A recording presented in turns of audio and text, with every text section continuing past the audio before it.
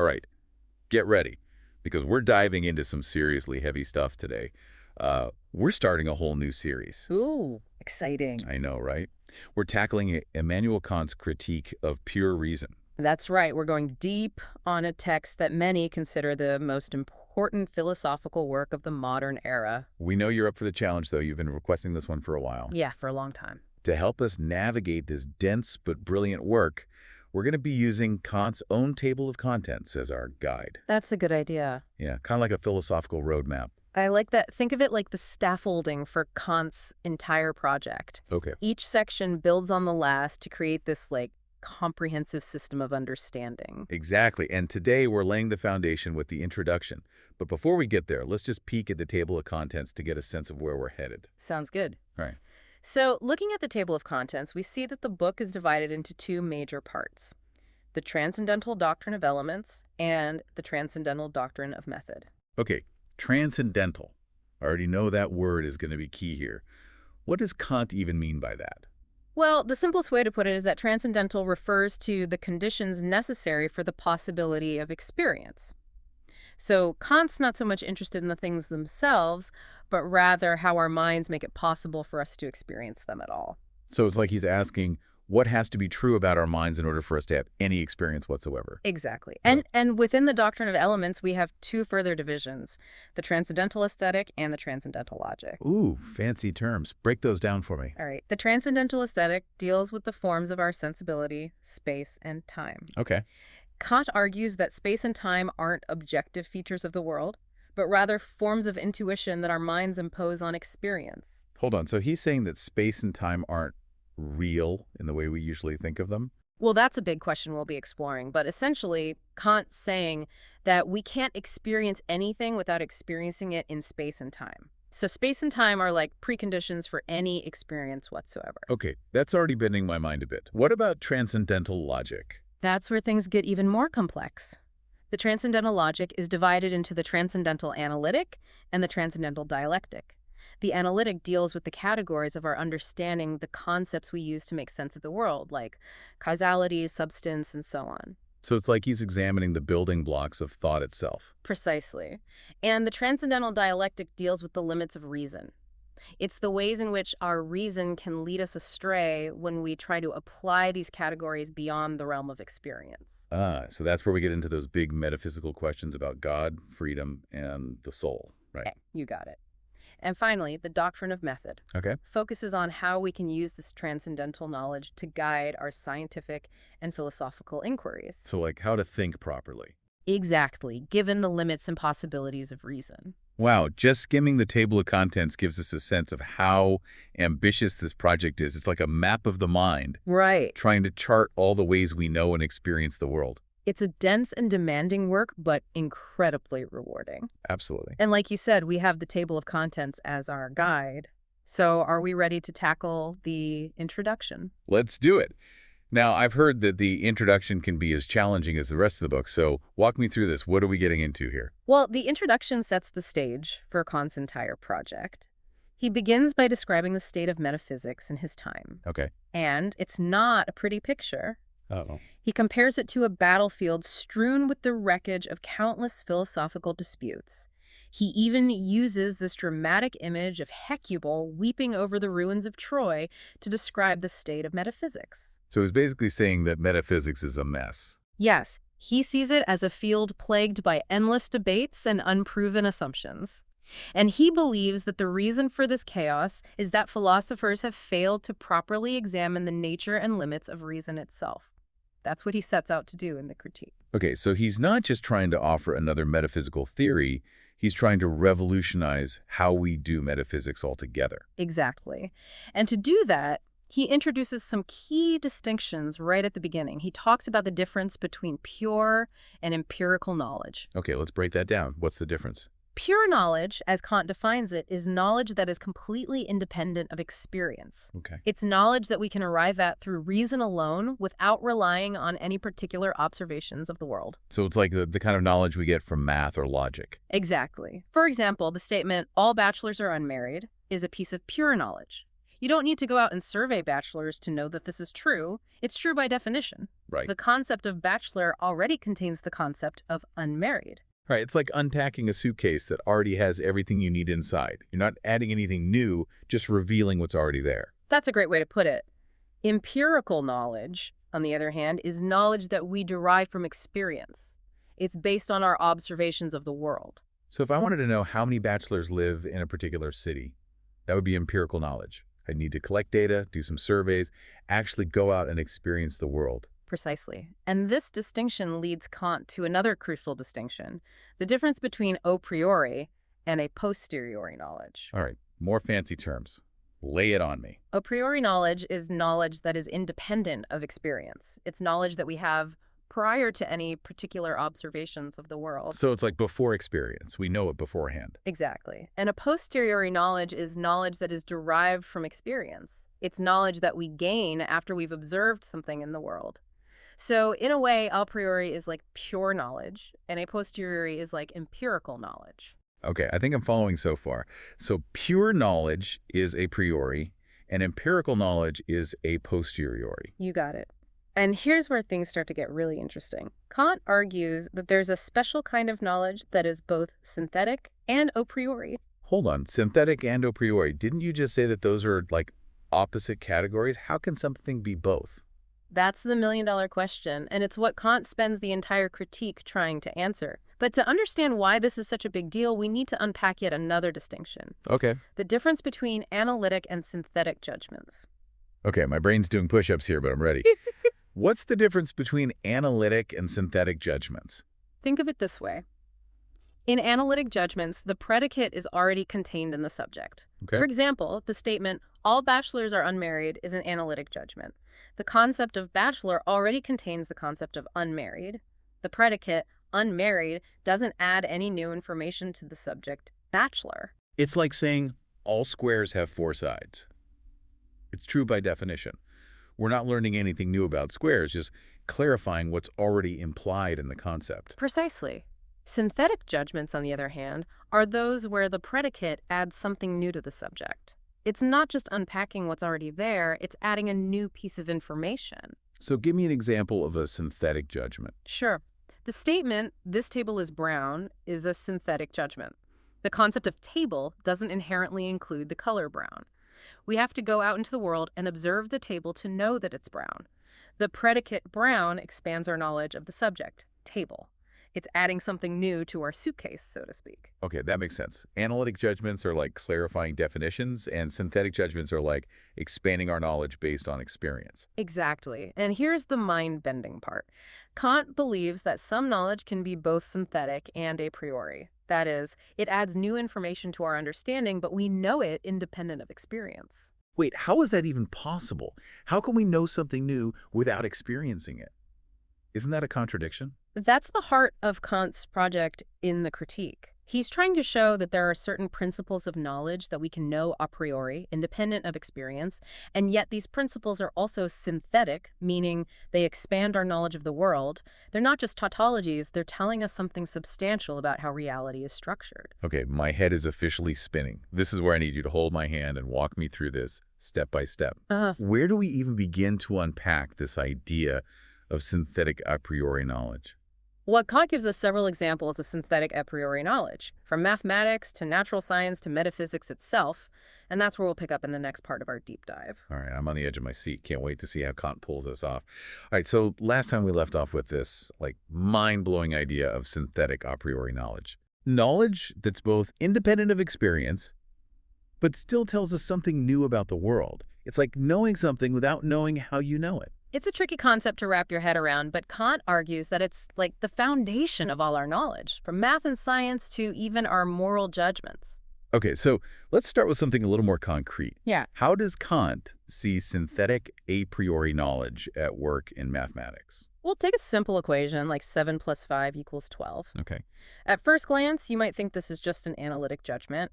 The concept of 7 plus 5 already contains the concept of 12, right? Yeah, it seems like it's just stating the obvious, like saying a triangle has three sides. That's the trap.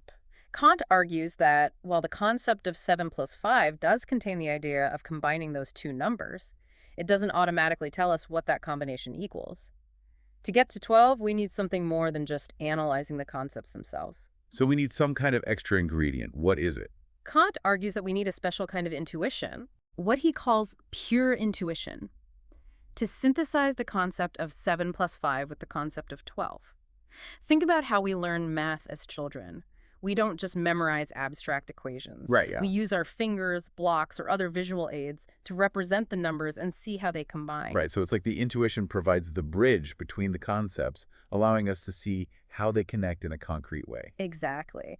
And Kant argues that this pure intuition is spatial in nature. We're visualizing the numbers in space, even if it's just a mental space, to grasp how they add up. That makes sense. It's like we need to see it to believe it, even if we're just seeing it in our mind's eye. And the same principle applies to geometry. The statement, a straight line between 2 points is the shortest, is a synthetic judgment, according to Kant. The concept of straight line doesn't inherently contain the notion of shortest. Right, we need that spatial intuition to grasp that connection. It's Yeah. like we have to imagine drawing all sorts of lines between 2 points and then comparing them to see which one is truly the shortest. Precisely. And because the spatial intuition is a priori, it's built into the structure of our minds, the knowledge we gain from it is also a priori. We don't need to measure every single line in the universe to know that a straight line is the shortest distance between 2 points. Okay, so we've seen how synthetic a priori knowledge works in math. What about natural science? That seems a lot more grounded in experience. You'd think so, but Kant argues that even our scientific knowledge relies on certain a priori principles that structure our experience of the world. For example, the principle of causality. The idea that every event has a cause is something we assume to be true even before we start observing the world. That makes sense. We don't just see things happening randomly. We look for explanations. We try to connect the dots, and we assume there's a reason for everything. But Kant takes this a step further. He argues that the principle of causality isn't something we derive from experience. Rather, it's a necessary condition for us to even have experience in the first place. So it's like we're wearing causality-colored glasses. We're imposing this principle onto the world rather than discovering it through observation. That's a great way to put it. And he uses another example, the principle of the conservation of matter. This is the idea that matter can't be created or destroyed, only transformed. Again, this isn't something we directly observe. It's an a priori principle that guides our understanding of the physical world. I'm starting to see how Kant challenges the traditional view of knowledge. It's not just about passively receiving information through our senses. We're actively shaping our experience using these a priori principles. Exactly. And this brings us to the most challenging and perhaps the most intriguing realm of all, metaphysics. Okay, here's where things get really abstract. We're not dealing with concrete objects like lines or falling apples anymore. We're talking about God, freedom, the soul concepts that seem beyond the reach of our senses. And yet, Kant argues that even metaphysics relies on synthetic a priori judgments. He believes that these judgments are necessary to move beyond the realm of experience and grapple with those big questions about the nature of reality itself. But how can we have a priori knowledge of something that transcends experience? Isn't that a contradiction in terms? That's the challenge Kant takes on. He argues that our reason has a natural tendency to seek out the unconditioned, the ultimate ground of explanation. Okay. When we think about the world, we naturally look for causes and explanations. Right, but those causes and explanations always lead to further questions, right? Like what caused that and what caused that? It's like an endless chain of whys. Precisely. And our reason keeps pushing further and further, seeking a final, ultimate answer. Kant calls this the unconditioned. It's like we're trying to complete an infinite puzzle, always searching for the missing pieces that would make everything fit together perfectly. But the problem is we can never actually experience the unconditioned, right? It's, by definition, beyond the limits of our senses. Exactly, and that's where things get tricky for metaphysics. Kant argues that when we try to apply the categories of our understanding like causality to the unconditioned, we run into contradictions. Our minds are trying to grasp something that fundamentally transcends the realm of possible experience. It's like trying to fit a square peg into a round hole. We're using tools designed for understanding the world of appearances to grapple with something that lies beyond appearances. That's a great analogy. And these contradictions lead to all sorts of problems for traditional metaphysics. Kant calls these problems antinomies. Antinomies. Yeah, situations where reason seems to contradict itself, leading to seemingly unresolvable paradoxes. Can you give us an example of one of these antinomies? I'm having trouble picturing what this would look like in practice. Sure, let's take the classic antinomy of freedom versus determinism. Okay. On the one hand, we have this strong sense that we have free will, that we can make choices, that we're not just puppets of fate. Right, that feeling of agency, of being in control of our own destiny. It's fundamental to how we see ourselves. But on the other hand, we also see the world operating according to deterministic laws of nature. Right. Every event seems to have a cause. Yeah. And our actions are no exception. If every event has a cause and our actions are events, then doesn't that mean our actions are predetermined? So it's like two sides of the same coin. We feel free from the inside, but from the outside, we seem to be governed by external forces beyond our control. And that tension is at the heart of the antinomy. If everything is determined, then how can we be held responsible for our choices? But if we're truly free, then doesn't that mean the universe is fundamentally unpredictable, even chaotic? Whoa, that's a mind-boggling dilemma. I can see how this kind of reasoning could lead to some pretty unsettling conclusions.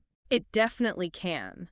But Kant isn't trying to trap us in a deterministic worldview or dissolve the foundations of morality. He's actually trying to find a way to preserve freedom, morality, and even the possibility of a meaningful life in the face of these seemingly insurmountable challenges. Okay, color me intrigued. How does he pull that off? It seems like we're stuck between a rock and a hard place. That's where Kant's famous distinction between phenomena and noumena comes in. Okay. Remember, phenomena are the objects of our experience, the things we perceive through our senses. Noumena, on the other hand, are things as they are in themselves, independent of our experience. Right, so phenomena are the appearances, the shadows on the wall, and noumena are the things casting the shadows. Yeah. The reality behind the veil of perception. Exactly. And Kant argues that the categories of our understanding, like causality, only apply to phenomena. They don't and can't apply to noumena. So he's saying that the deterministic laws of nature only govern the world as it appears to us, not necessarily the world as it truly is in itself. Precisely. And that opens up a space for freedom. Our actions may be determined in the phenomenal realm, the realm of appearances, but in the noumenal realm, the realm of things in themselves, we can still be free agents. Whoa, that's a radical idea. So we're kind of living in two worlds simultaneously. The world of appearances, where causality reigns supreme, and the world of things in themselves, where freedom might still be possible. That's a great way to put it. And it's this distinction that allows Kant to reconcile the seemingly contradictory claims of freedom and determinism. He's essentially saying that both can be true, but they operate in different realms of reality. Okay, my mind is officially blown. Yeah. But if we can't access the noumenal realm through our senses or through the categories of our understanding, how can we even talk about freedom in any meaningful way? That's a question that leads us to the heart of Kant's ethical theory and his views on faith and morality. And that's where we'll pick up in the final part of our deep dive. So last time, we were wrestling with this idea that freedom might exist in the noumenal realm, the realm of things in themselves. But we can't really access that realm directly. Uh-huh. It's like freedom is this shimmering possibility just beyond our grasp. That's a great image, a shimmering possibility. Yeah. And this is where Kant's ideas about morality become really crucial, because he argues that even though we can't prove freedom through pure reason, we're compelled to assume it's true in order for morality to make sense. Hold on. So he's saying morality hinges on this assumption of freedom. Why is that? Well, think about it. If we don't have free will, if our actions are simply the result of, a predetermined chain of cause and effect, then how can we be held responsible for anything we do? Right. Blame, praise, guilt, pride, all these moral concepts sort of fall apart if we're not truly the authors of our own actions. That's a sobering thought. It's like saying if we're just cogs in a machine, then morality becomes meaningless. Exactly. And Kant believed passionately that morality is meaningful, that we are responsible for our choices. Yeah. So he argues that practical reason, Okay. the reason that guides our actions, has its own kind of a priori principles, which he calls categorical imperatives. Okay, break that down for me. What's a categorical imperative? It's a moral command that applies universally, regardless of our desires or circumstances. The most famous one is act only according to that maxim whereby you can, at the same time, that it should become a universal law. So it's like a test for our actions. If we can't imagine everyone doing it without, creating chaos, then it's probably not a good moral principle. That's the gist of it. Okay. And for Kant, this categorical imperative, this Right. moral law within us, is something we know a priori through practical reason, not through experience. So it's not about what society tells us is right or wrong. It's about this inner sense of moral obligation. Exactly. And here's where it gets really interesting in relation to those big metaphysical questions we keep circling back to. All right, I'm on the edge of my seat. Connect the dots for me. Okay, so Kant argues that for morality to be possible, for this categorical imperative to have real weight, certain postulates, assumptions have to be true, Okay. even if we can't prove them definitively. Okay, And yes. those postulates are freedom, God, and immortality. Okay, that's a big leap. So even though pure reason, theoretical reason can't prove these things, practical reason, our moral compass kind of points us in their direction. Precisely. Let's take freedom as an example. We already talked about the antinomy of freedom versus determinism. Right. Pure reason gets tangled up in contradictions, trying to figure out whether we're truly free. Right. But for Kant, morality requires that we're free. Yeah. Otherwise, the whole system of moral responsibility collapses. So we have to assume freedom is true for morality to even be possible. It's like a foundational principle. Exactly. And the same goes for God. Mm. If there's no God, no ultimate moral authority, All right. then there's no guarantee that justice will prevail, right? Mm. The good might suffer, the wicked might prosper, and the whole moral order of the universe starts to unravel. So the idea of God provides a kind of cosmic grounding for morality. It ensures that in the grand scheme of things, doing the right thing matters. Exactly. And finally, there's immortality. If our lives are finite, Yeah. if this earthly existence is all there is, then it's hard to see how we could ever fully achieve the highest good, We're always constrained by time, by circumstance, our own limitations. But if we have an immortal soul, then there's the possibility of ongoing moral progress, Yeah. of ultimately achieving a state of perfect virtue. It gives our moral striving a kind of infinite horizon. You got it. So for Kant, these three postulates, freedom, God, and immortality, aren't just abstract philosophical concepts. They're deeply intertwined with our moral experience, with our sense of right and wrong, with the possibility of a meaningful life. I'm seeing how Kant's philosophy isn't just like a cold, hard, logical system. There's a real human heart beating at the center of it. Yeah. He cares deeply about morality, about freedom, about the things that make life worth living. Absolutely. And he shows us that pure reason, while powerful, has its limits. Right. It can't prove or disprove these ultimate truths. But that doesn't mean we have to abandon them. Our moral experience, our practical reason, can point us in the direction of these transcendent realities, even if we can't fully grasp them with our intellect. Wow, this has been a truly epic deep dive. We've covered so much ground, from the foundations of knowledge to the nature of reality and the meaning of a moral life. I know, it's a lot to take in. Yeah, and we've only scratched the surface of Kant's critique of pure reason. There's so much more to explore, so many more layers to unpack. So much more. But for now, we want to leave you with this final thought. If Kant is right, and the world we experience is shaped by the structure of our minds, then what does that say about the nature of reality itself? Is reality ultimately mind-dependent, a projection of our own categories and intuitions?